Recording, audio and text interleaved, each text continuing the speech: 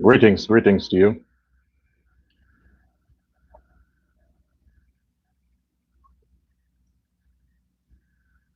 I hope I find you in good spirit and all is well with you and your family. And for those of you who are residing in the diaspora, I hope that you have finalized your plan to go back to Guyana to cast your vote. So whichever part of the world you are, remember it's once every 5 years you have the opportunity to show your country how grateful you are, to show the motherland. The motherland is not India, is not China, is not Europe, is not Africa. The motherland to a Guyanese is Guyana. That's the motherland. And you, as a son and daughter of that land, as long as you hold a valid passport or identification card issued for Guyanese citizenship, that's your motherland. And you need to get up, get busy, and hurry. Use this time to plan your vacation. Plan your vacation destination, Guyana. Now, you just have one more week to get to Guyana. It's the summer. What a convenient time to have a vacation with mommy, with the motherland. Go to Guyana. Plan your 2 weeks, or if you can afford it, your 1 month. vocation beginning from now, go to Guyana and cast your vote for the PPP Civic. It is imperative, if you are truly a patriot, if you are a Christian by character, by mindset, if you are a Hindu by character and mindset, if you are a true Muslim, you would go to Guyana, and if you are in Guyana, to represent by your fruits, so the universe will know who you are. Let your fruit bear that passion to wake up on elections day and go and vote for the PPP, the PPP Civic. You must understand, the PPP Civic is not synonymous with Indo-Guyanese. The PPP Civic is synonymous with National Guyanese, the nation Guyana, the 83,000 square miles Guyana, the boundary Guyana, the independent Guyana. That's what the PPPC represents. Stop looking through the eyes of racism, of bigotry, of hatred. Stop looking through the eyes of that. And understand, the only party to date that is clean, undefiled, zero accusations, no finger can point to that party from the beginning. The only party that has balance is its cabinet, its directors, its servants to the Guyanese people by ethnicity is the People's Progressive Party. From the days of Chedi Jagan, there has always been a Afro-Guyanese prime minister. Always. Always a balance. If you have 50 Indo-Guyanese, you have 50 Afro-Guyanese. Always. Name one other party that has done that. Just one.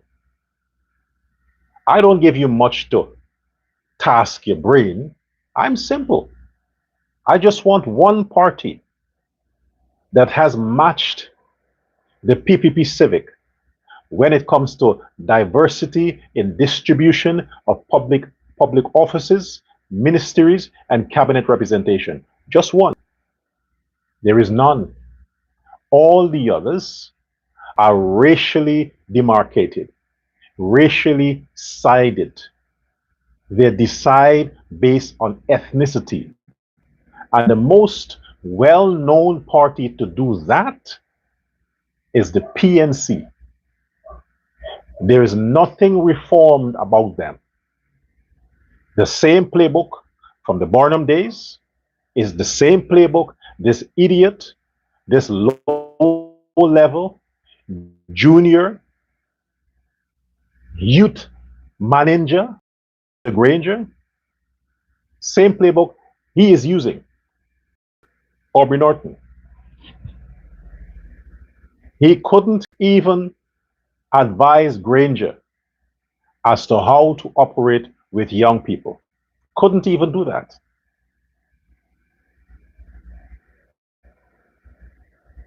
Can you imagine? This man that wants to be president, this man that can't hold a mic, this alcoholic, this drunkard, this rum drinker, he has a contract with Demerara Rum.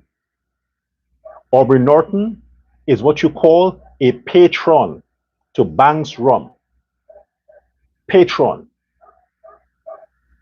He has a lifetime membership of Distilleries Limited.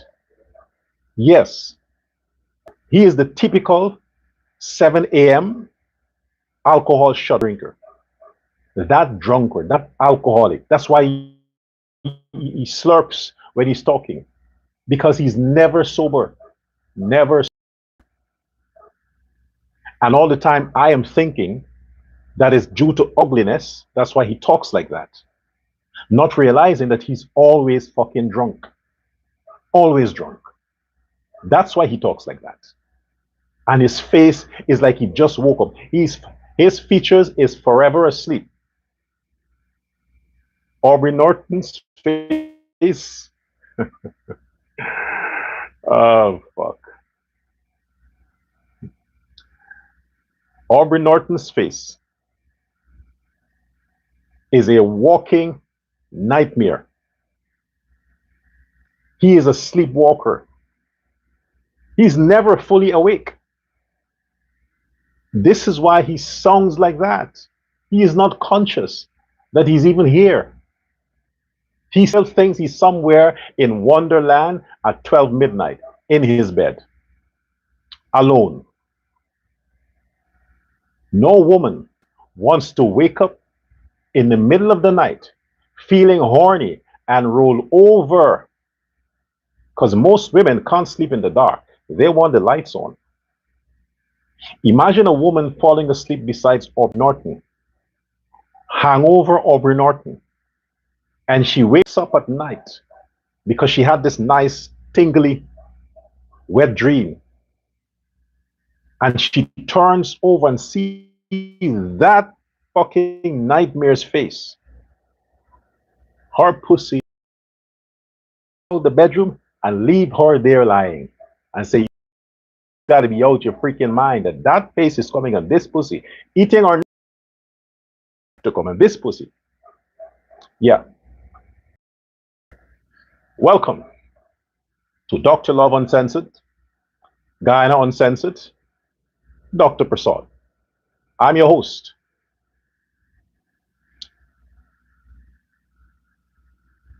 I have a question first for Vice President Barajagdio. Vice President, you are a modest man. You don't like to brag. You know, I don't understand. This is why people think, or they're taking you for granted. You are too cool, too modest. There are people who are empty barrels and they make thunderous noise. You have hundreds of thousands of barrels that are filled with genius, and you're quiet most of the time. So Vice President Barajagdio, I want you to tell, not the press, because in Guyana you don't have a press. You have a few people who obviously are underpaid, running around as reporters with a YouTube mic and a cheap camera phone.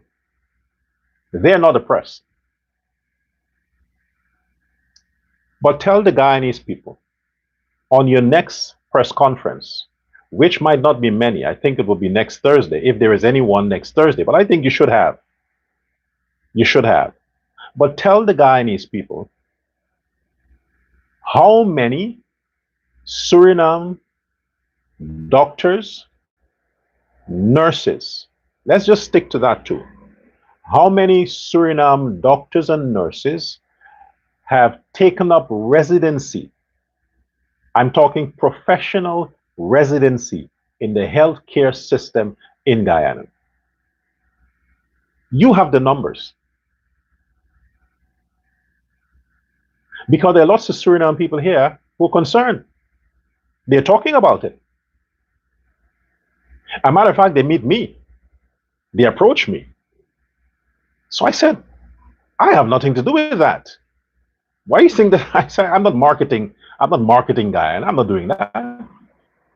Guyana's progress is online. The whole world knows what's happening in Guyana.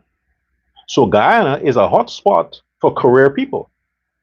And if doctors want to make meaningful contribution to their profession, then That's the closest place they can go and get value for their worth. So, Vice President, you would have the numbers. Tell the public so the Suriname people would understand how much doctors and nurses from Suriname took up residency in the healthcare system in Guyana. Forget Cuba. Just talk about how much Surinamese are there. Just that. I want you to do that. Just that. My next thing is,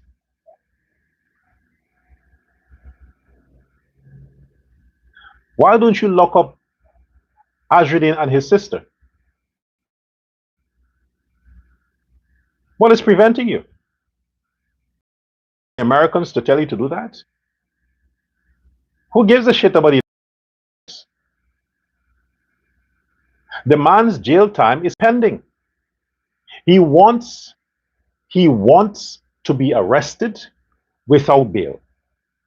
Him and his sister wants that. They are begging you. They are begging the vice president. They are begging the government. They are begging the justice system in Guyana to arrest them. All their actions right now, they're asking. The father is the this whole quest to be jailed. Nazir leader, he is conspiring with his children to be. They want to be arrested. Arrest them. What, you think they're going to just walk into the station and say, hey, guilty, take me? No. They want a scenario. They want a drama. Let's go get them.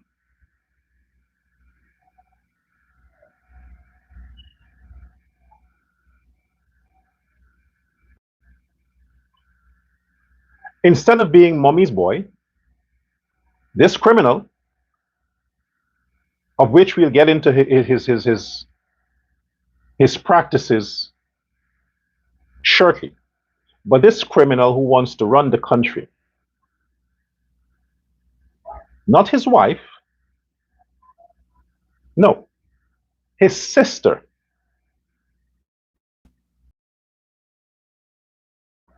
couples to see him as a family man, a man who believes in the ability of women, a man who would give women the opportunity to represent themselves, would turn to his sister. You see, to him, his sister is not a woman. She is his sister. There's a difference. Next to mommy is sister. You would think that he would allow his wife to get some attention, to show that she has the ability to speak. At least she's vocal. Maybe she finished school and her parents didn't pay for her to get good grades. She actually earned good grades. So she has the ability to articulate. I don't think she would tell him, no, I don't want to get involved because I don't want to be sanctioned. She knows that she's already doomed. She's already fucked as a result of, look, before your wife Azruddin married you, before that, somebody should have told her that that's a life sentence. And it means a life sentence, not in the good sense.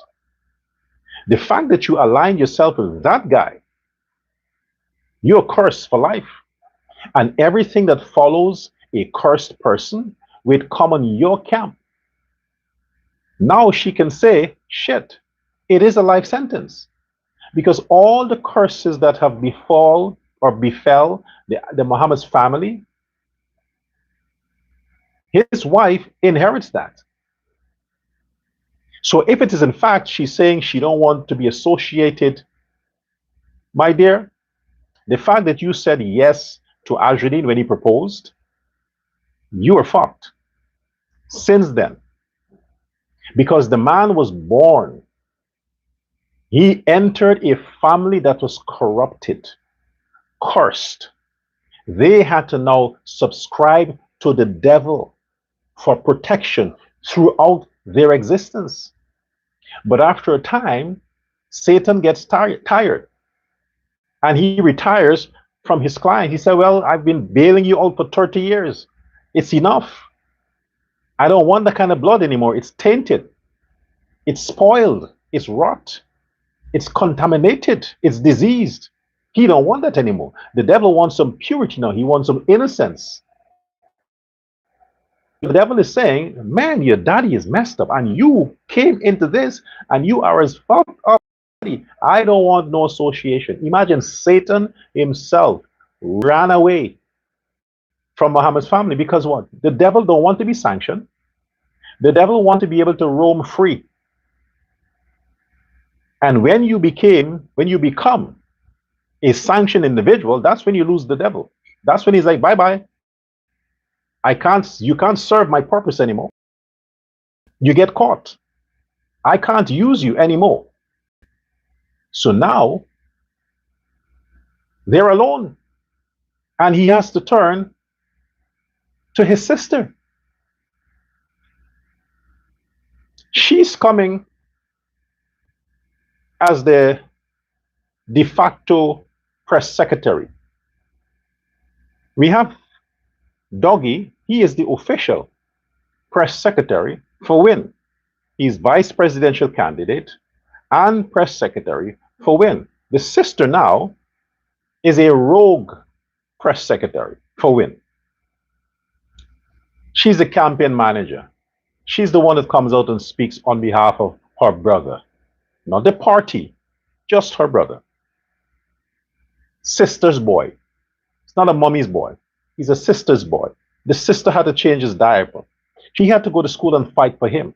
She's the one who had to go and put in the word with the teacher to say, hey, daddy says he'll give you $100 if you make sure that Azruddin gets a good grade.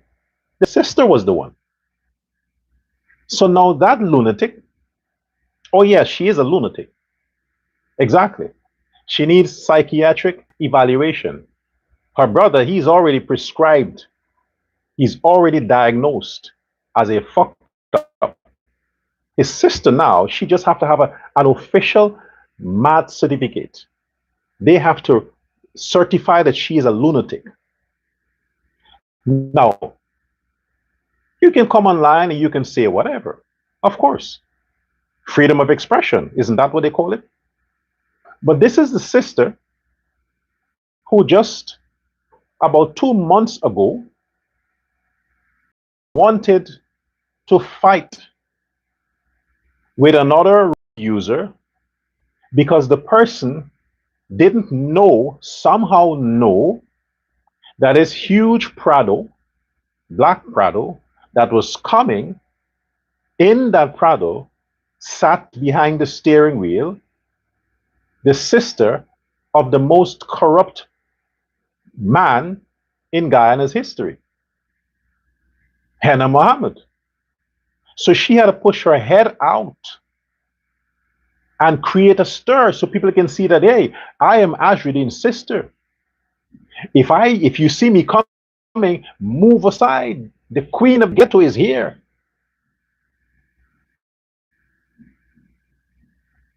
You forgot? Did you forget that that's the person who puts on a decent dress and some makeup and is reappearing now as somebody who is responsible and wants to speak candid and wants to sound civilized? That's the same thuggish behavior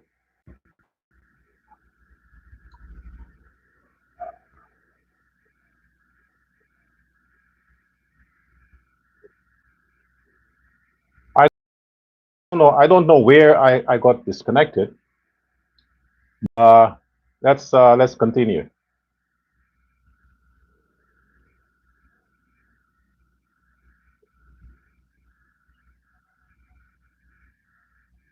Okay.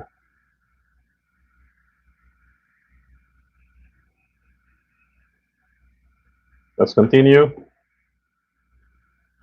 All right. I don't know where I got connected, but so like I said before, that same sister, She is trying now to appear as some civilized,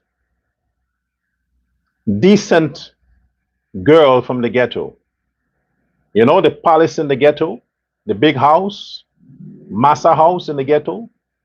Yeah, you know, the girl that you would sneak out when daddy and when master daddy and brother is sleeping, sneak out and go have fun with the male slaves.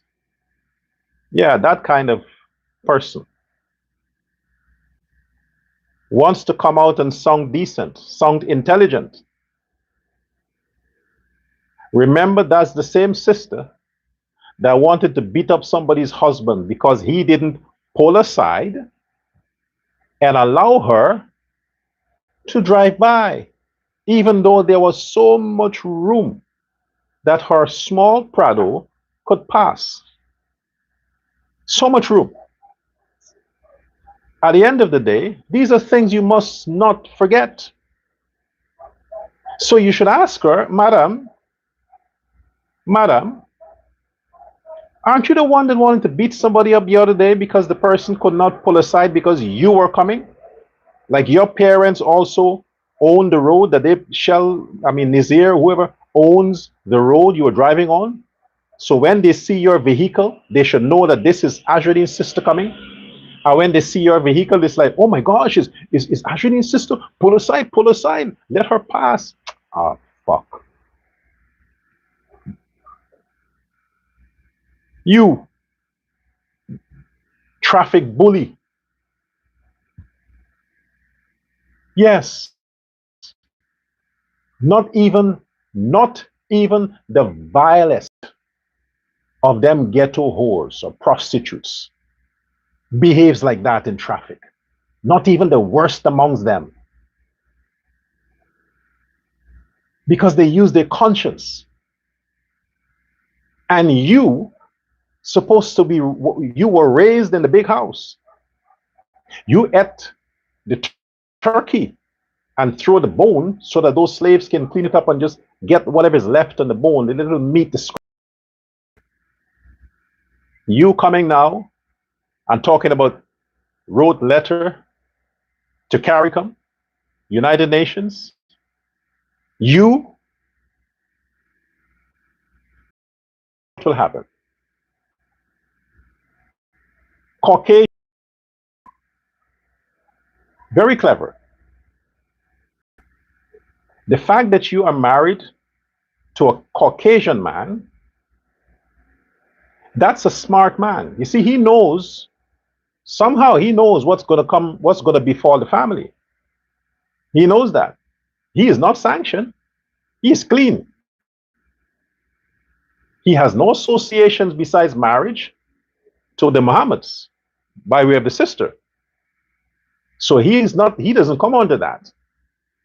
He knows that your brother and father that controls the party win, and I'm going to refer to the party back to its original name, initials, WIN, means we invest in Negroes. You see, your husband knows that there is a 50 to life jail sentence hanging over the heads of his father-in-law and his brother-in-law. And he knows when those two idiots are locked away for the rest of their lives, the Mohammed's enterprise comes into his hands. Because you as the sister, you are too young to even stand the level of crime your brother and father. That guy, he's clever. He will know how to clean and make it legitimate. But he's going to control the empire. The white man. Yes. And then eventually, what you think he will do? He will divorce your stupid ass because he wants no associations with the legacy of the Mohammeds. He's going to take possession of his kids and he's going to commit you to a mental asylum because you are a lunatic. Therein, The white guy, this time is the man who gets the prize, not the woman, the man. And I think if I can imagine further, he's going to sell everything off and just move back to Russia. Sell everything off. He wants nothing to do with that stain and curse associated with the business. And because by marriage he inherits your part, he's going to sell everything. So the man is just playing along. He knows he's already a billionaire. Clever white guy. Clever. You say white people are stupid? This one is smart. I want to go back to the question I asked about Lady Q. I asked and I called some of my sources and I asked if they can pull up the files, find out this vessel, this shipping vessel that was involved in this alleged heist in 1993 that had some amount of connection to the Mohammeds, who the vessel was registered to. Again, it came up empty. You don't know. I ask again, the vessel that was involved in the 2012 heist, which was the Summer Bliss, MV Summer Bliss, that fishing trawler that had a license only to operate fishing was robbed by men who had on police jacket in Curacao. 6 men in Curacao. And the captain and 3 crew members, the captain was Guyanese. So the question was, how do you have a fishing vessel, a trawler, with a crew member of only 4 people? I mean, these guys have to be supermen. And it's either these guys are supermen or it's slavery. It was modern day slavery, where you have a fishing vessel, only 3 crew members and the captain, traversing the waters, international waters, from Guyana to Curacao, Suriname, Curacao. That is modern day slavery. All the pressure on 3 men, because the captain wouldn't be going there to pull the sail. And this robbery took place while the boat was docked at Curacao, on the ports there. They put these men to lie down, tied them up, and took the gold. Since when you have such a decent gold heist, such a decent gold heist? Since when? You only tie the men quietly, say, hey, shut up. Don't you speak now. Lay there. I'm going to take the gold. But you got to stay quiet, because I'm going to slap you. Since when? That's how it happens. Nobody was injured. These men put up no resistance, no fight, nothing. These 6 men who came as police officers, who dressed like police officers, who knew exactly where the gold was and how much gold was there. They had all the information. And they went off with these gold bars at a value of 11 plus million American dollars. Those are some decent armed robbers. I can't say that's professional. I can say that's an amateurish behavior. They never find them. Further, Raphael Trotman in the AFC PNC administration verify Raphael Trotman the body of Kemraj Ramjatan, that's where the division came. Those two men, Raphael Trotman and Kemraj Ramjatan, they're the ones, they're the brain behind the AFC. But at the same time, while Kemraj Ramjatan allegedly accepted $2 million Guyana dollars bribery to quiet and stop talking about the gold heist, his buddy, Raphael Trotman, escalated the thing when he was in government. And he said, he verified that the gold belonged to Guyana, came from Guyana. They got one of the jeweler who bought one of the bars, the jeweler. They had all the evidence that yes, it came out of Guyana, and all the evidence that who it was connected to in Guyana.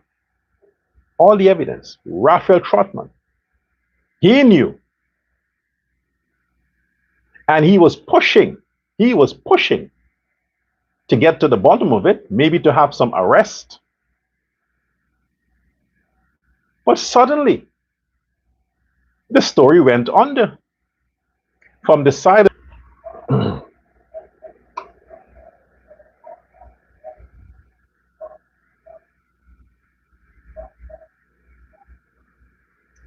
okay, internet problems. Bear with me now. We got to get this through. Bear with me now. Internet problems. But nevertheless, we'll go and come. We'll go and come. Internet problems. Anyway, Raphael Trotman was pushing for this situation to come to light. But everything just went under. That's how influential the drug money was, that it infiltrated even the authorities, the local authorities in Curacao. Even there, they penetrated and corrupted those officials to issue false report, to protect the identity of the smugglers. Even then. But some prominent names were associated with this situation. And again, from the Auditor General, GMC Auditor, to the chairman of the Guyana Geology and Mines Commission at the time, Rickford Vera, to Kemraj Ramjatan, and a few others, who were fingered directly in the cover-up. These were all government officials under the PNC, 2015-2020. And before that, same thing. So what are we looking at here? This is an individual who has a record, a reputation of lies, of deceit, corruption, of crime, of murder, of drug smuggling, gold smuggling, gun smuggling, women smuggling, you name it, and I am guilty. And those curses that follows the Mohammed's money is what they are using to trap these poor, unsuspecting Guyanese just for a few votes. It's like these people who allow their relatives to go and commit armed robbery, to pick pockets on the road, and then they go back home, they buy KFC with that stolen money, and everybody enjoyed and says, "Thank you, Jesus, for this meal." How can you thank or say a prayer of thanks for a meal that was provided by blood money? You can't bless things like that.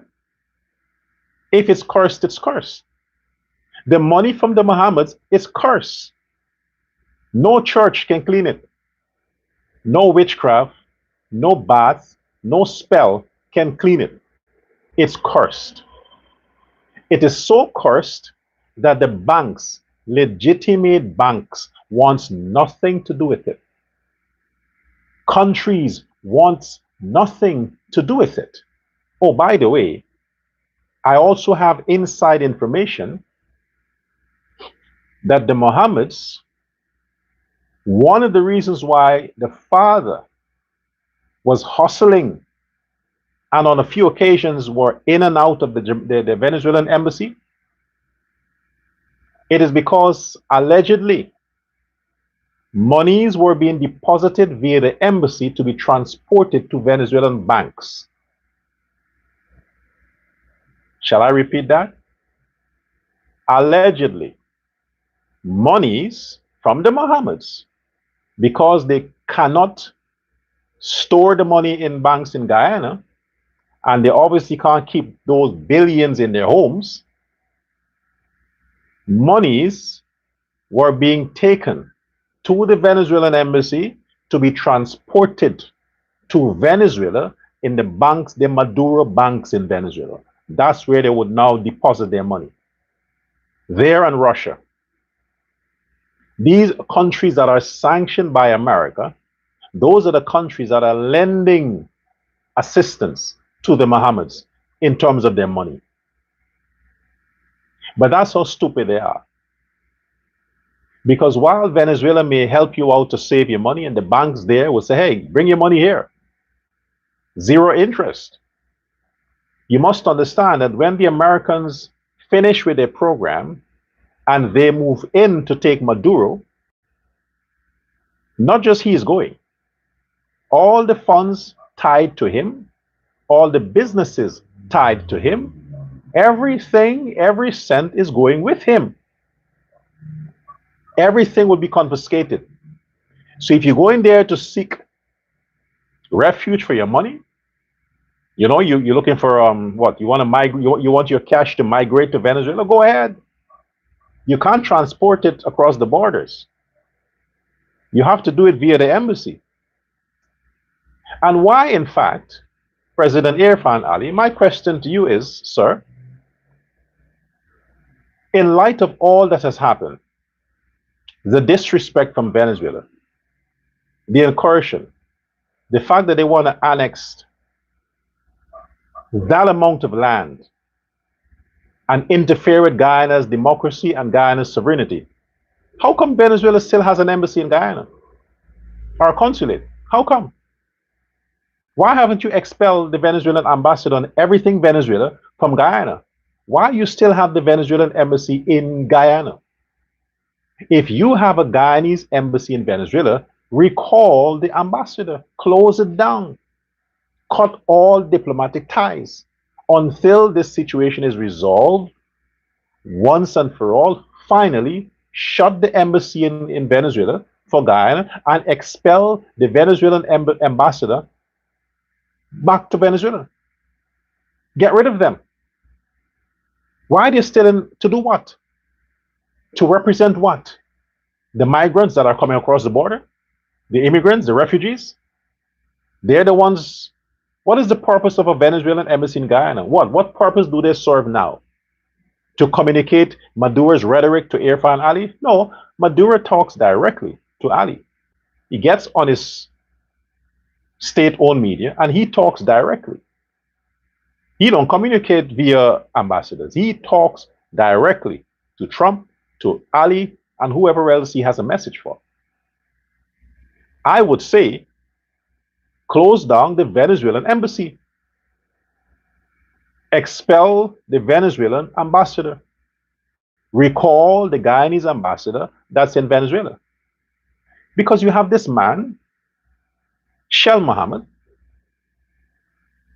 who blatantly disregard all protocols. This is not his hatred for Ali or Jagdeo. This is his hatred for Guyana's internal and external security. This man has committed treason. He went to do business with the enemy on Guyana soil. knowing the fact that his son is sanctioned and is being implicated in high crimes involving Venezuelan military, Venezuelan generals coming across into Guyana's borders to conduct business in his name. This Nazir Mohammed should have been arrested and held without bond. What are you doing? He should have been locked up for that. These people are committing so vast, unimaginable crimes, and they still get to sleep in their comfortable air-conditioned bed in their mansions at night. After, during the day, they create mayhem. They still get to do that. Where is the justice? Where is the justice? I want my money. Some of that taxpayers' money, some of that money that they robbed the government, they robbed the country, some of that belongs to me. I want my share. I want my cut. And President Irfan Ali, if you are going to sustain giving the average Guyanese 200,000, Guyanese child 200,000 a year, you have to go after the taxes that the Mohammeds must pay.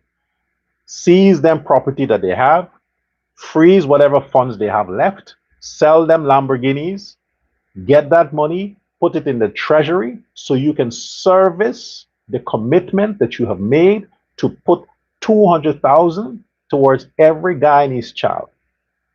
That shouldn't come from oil money. That should come from the monies that the Mohammeds supposed to pay the government and the country. Let the oil money go into building the infrastructure. Build all the bridges. I don't want dirt roads anymore in Guyana. Fix all the roads. Build the 50,000 houses with the oil money. The money that you have now to service social programs and grants is what the Mohammeds should pay in their taxes. Go after that. That's what you do. Who was this Summer Bliss boat registered to? You see, I got another name there of this Summer Bliss. This other guy, what's his name? I wrote it somewhere. I'll get it. Hold on. What's this fella's name? Diosaran. Diosaran Shivlal. Shifpal. Diosaran Shifpal. He was allegedly deported from the US.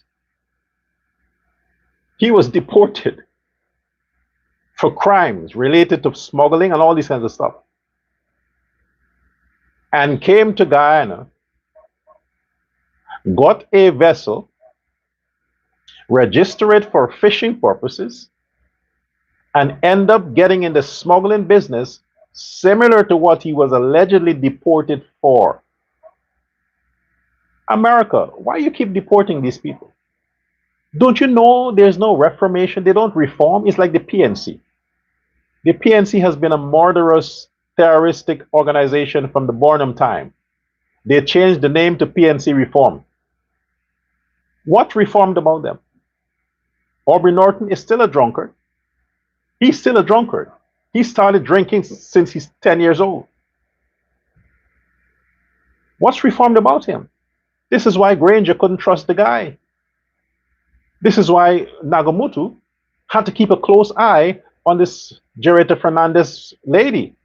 He said, hey, no, you sit there, be my secretary. I want to keep an eye on you.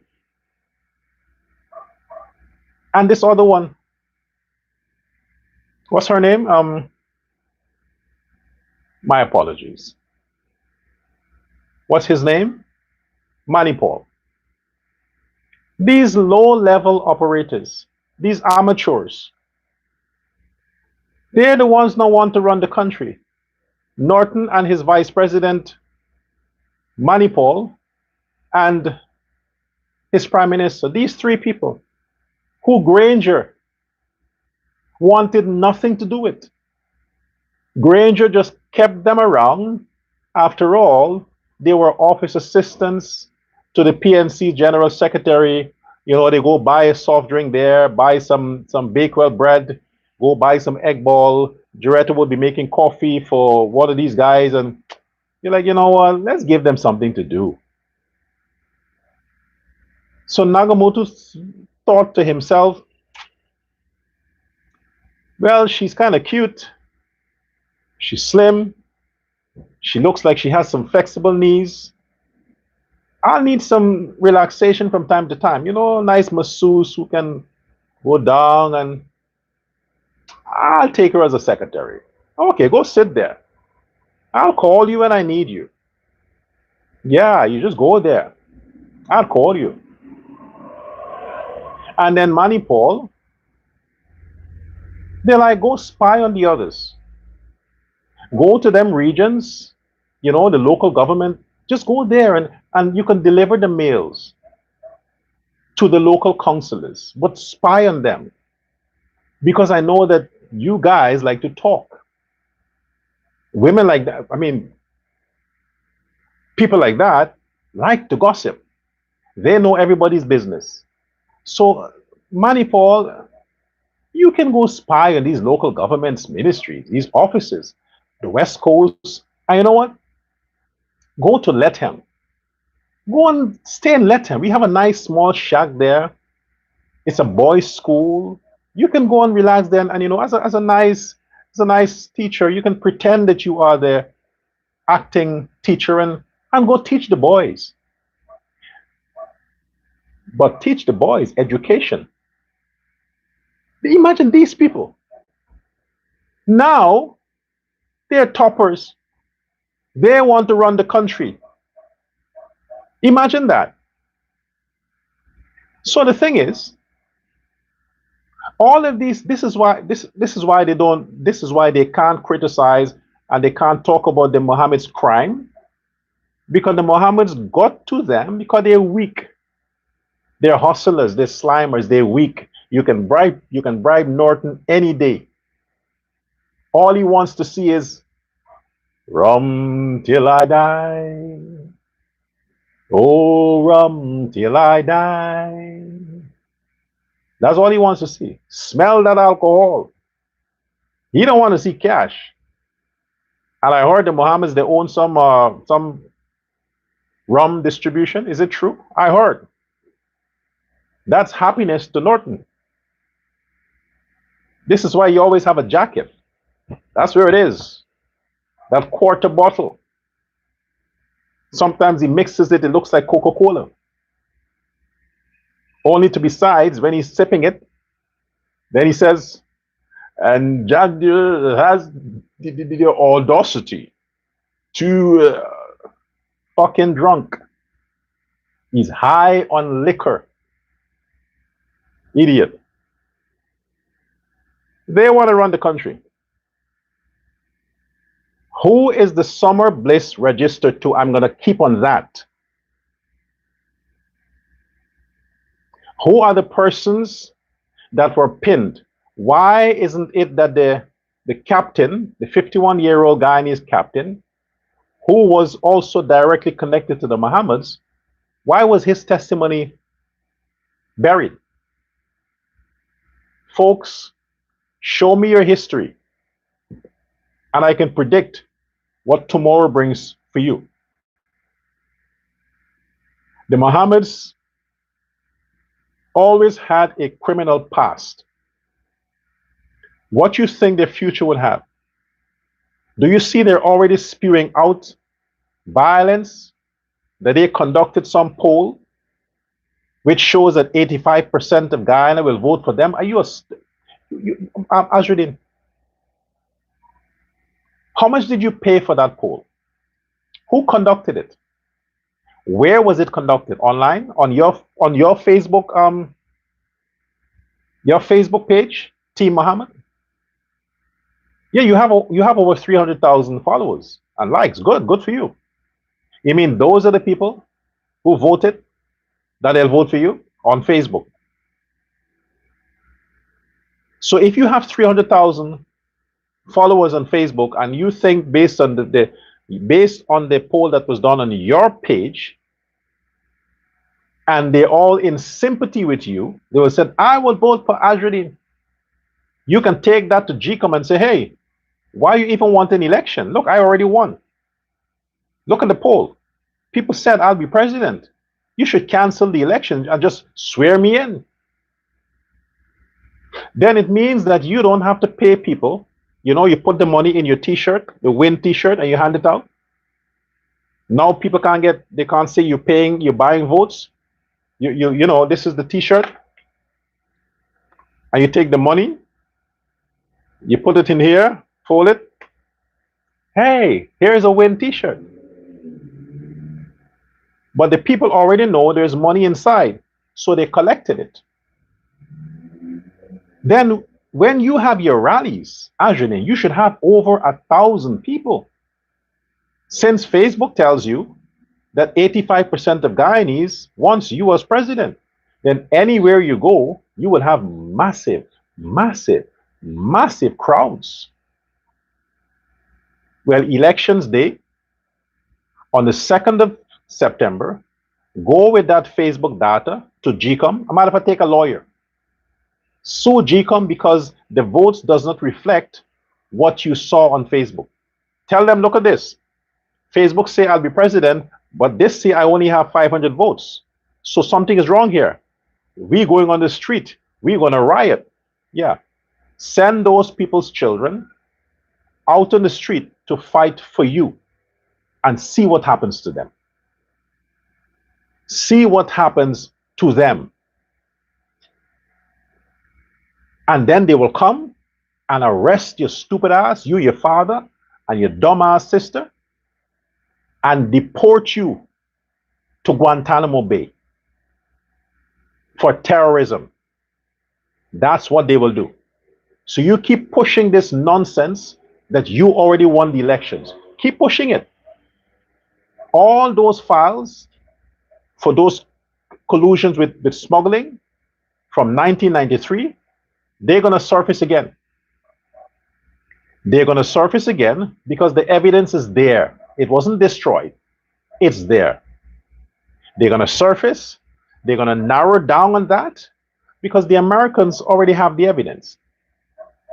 They only dealt from 2018, but they know since the first time. They know it's their country. You think you can smuggle gold and drugs and guns into America and they wouldn't know who you are? Everything that goes in America, the Americans know. They know where it came from, who sent it, everything they know. They have eyes everywhere. Everywhere. It's only that the small man, they don't bother with him that much. They will trail him, befriend him, get an American spy to marry to his sister, date whoever, to get more information. And when they have enough, then they come after you. That's the beauty of the American system. They're not in a hurry. They want you to think that you get away with it, to encourage you to go deeper and deeper and deeper. Then they will discover that, oh, okay, so it's Maduro that is your boss. Oh, that's why you get all these gold from Venezuela and the drugs are coming Colombia, Venezuela, Guyana, and then the US. Oh, it's Maduro. Now we see. Yes. So remember that the Americans are there in the Atlantic off the coast of Venezuela, waiting for the green light to go in and get Maduro. When they do that, they're coming for you next, Azruddin. So all the people who think that your sanction would not affect them, they need to understand that the Americans, OFAC, the Americans didn't sanction your business, they sanctioned you and your father. They said the Mohammed's family business, family and business. It means individuals and property is sanctioned. So anybody who touch you, they're sanctioned. You have a venereal disease, a contagious, it's a pandemic that all them people who think if they touch you, they can't get the virus. No, the virus is sanctioned. And the effects of the virus is poverty. Yes, there's no cure for that disease that you have, Azruddin. No cure. The only cure is jail. You gotta go and spend your 50 years and relax and chill and familiarize yourself with the ways of a woman in prison. Your father may not make it. And your sister, well, who knows? She may not be affected because apparently she's not sanctioned. But the Guyanese must understand it is not the vice president or the president's responsibility to hold your hand and say, hey, what are you doing? Why don't you think about your country? No. You have to stop being selfish as Guyanese. And I'm referring to those who are wearing the blue, taking that man's cursed money. I'm referring to you. You must understand that that money has blood on it. It's stained with blood. Okay? It's money that came from robbery, from drugs, from corruption, from all these things. That money came from that. And don't, come on, man. Don't do that. Save your country. Save your country.